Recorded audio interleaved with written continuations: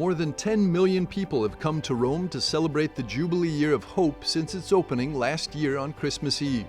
But among the groups of international pilgrims, few have been exclusively invited to sing in some of the Eternal City's most beautiful churches.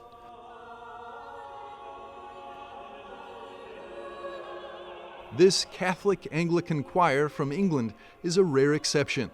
Thanks to their two pastors, this choir's ecumenical Jubilee journey is one they'll never forget.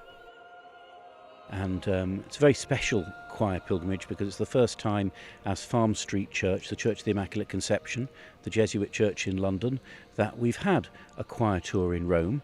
And it's special also because this is a joint venture with our Anglican brothers and sisters at the local Anglican church at the other side of the gardens, the Grosvenor Chapel.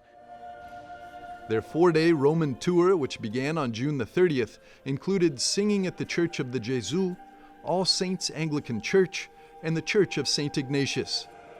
Proud of the great musical traditions in both his and Father Dominic's parishes, Father Stephen of Grosvenor Chapel told Vaticano sacred music remains relevant for the modern-day Christian. City-centre living in the 21st century, there's no question, it's deeply hectic.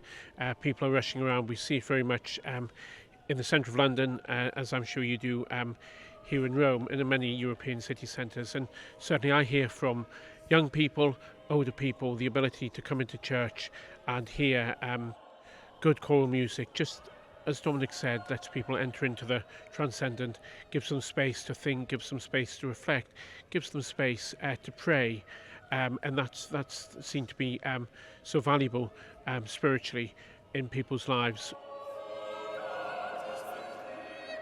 For Robert Guthrie, who has sung in church choirs for most of his life, sacred music, together with sacred art, is a powerful combination that helps reveal humanity's desire for a connection with the divine.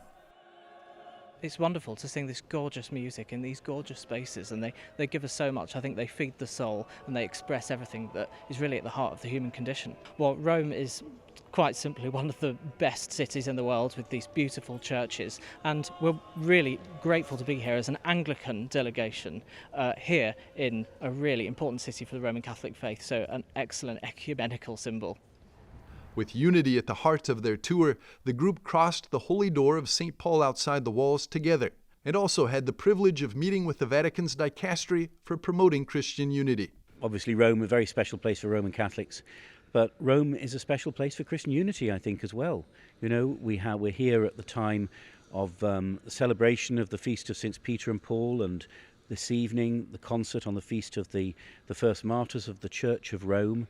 These are feasts of unity. They're feasts for the whole church, and so they're feasts of Christian unity. And it's great to be here in the Gesù as well, the mother church of the Jesuits, at this time when, just a few days ago on the Feast of the Sacred Heart, the first painting which depicted the apparitions 350 years ago now